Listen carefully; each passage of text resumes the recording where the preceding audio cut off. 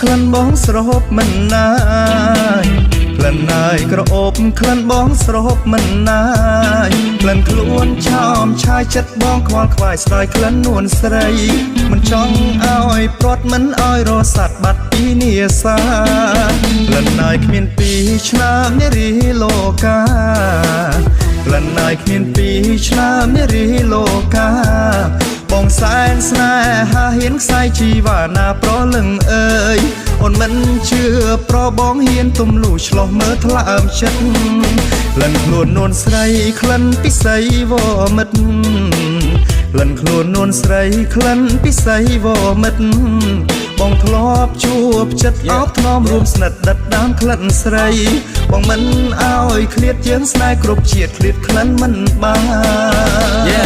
នជួបអូនម្ដងរូបបង្ដក់អារម្មណ៍មិនដឹងអូនប្រើអីក៏អូបណាស់មាសមុំអូនជាមនុស្សសោះតែទៀបអសរច្រឡំស្រីមកពីឋានណាក្លិនដូចផ្កាក្រពុំក្លិនអូនក្រអូបចេញពីខ្លួនពីស័យបងមិនដែលបានហិតក្លិនដូចចរណៃធ្វើឲ្យបងជក់ចិត្តវងវែងអស់ស្មារតីព្រោះតែក្លិនក្រអូបរបស់អូនណាថ្លៃបើមានវាសនាបងនៅក្បែររូបអូនបងមិនឲ្យអូនឃ្លាតចេញពីរូបបងនៅគៀកកាយណែបនិតនៅចិត្តស្នេហ៍ស្នងដែលសងំនៅគៀកក្រោមឃ្លាកនួលអងក្លិនស្រស់មាសស្ងួនបងហិតមិនចេះចិនណាយឲ្យតែបាននៅចិត្តរូបបងលែងឃ្លាតបាយក្លិនក្រអូបពីធម្មជាតិប្រចាំបាច់បាញ់ស្ប្រាយបងមិនឲ្យអូនឃ្លាតចេញពីបងតែណាឆ្ងាយ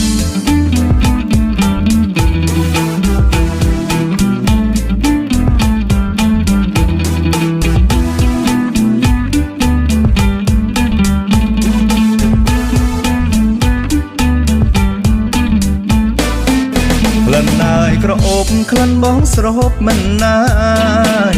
ក្លិនណាយក្រអូបក្លិនបងស្រហប់មិនណាយក្លិនខ្លួនឆោមឆាយចិត្តបងខ្វល់ខ្វាយស្ដាយក្លិននួនស្រីមិនចង់ឲ្យព្រាត់មិនឲ្យរស័តបាត់ពីនាសា